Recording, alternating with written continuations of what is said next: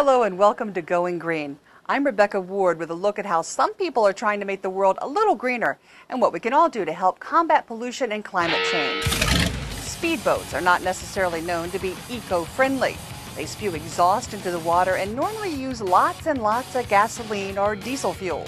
But this boat, currently racing across the globe to beat the standing world record, gives off a little more than the smell of French fries. That's because it's powered exclusively with reused vegetable oil. It is possible if you make the biodiesel from animal fats that you can get more power.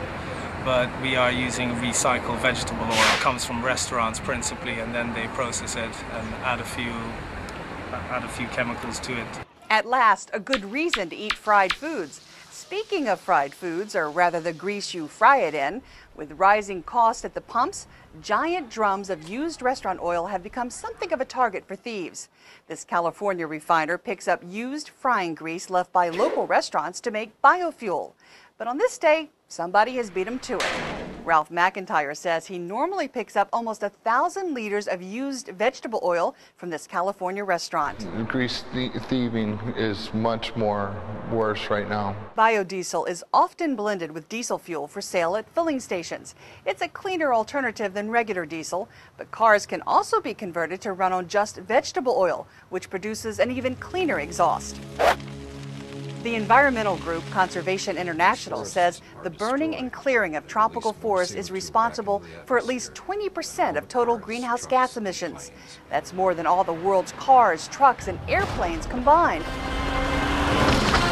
Well, Harrison Ford, the star of the latest Indiana Jones movie, wants to remind you of that. So he's facing a greater challenge than even Indiana Jones might take. Every bit of rainforest that gets ripped out over there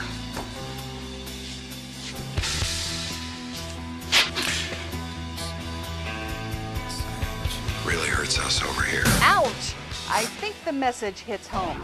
Now, here's a statistic that really hurts.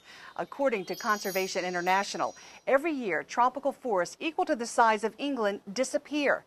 The environmental group hopes the new campaign Lost There, Felt Here will encourage alternative economic development and reward communities for the conservation of forests.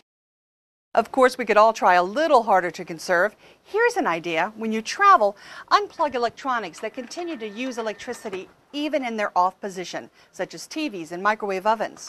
Reduce, reuse, and recycle. Oh, and thanks for tuning in to Going Green. I'm Rebecca Ward for voanews.com.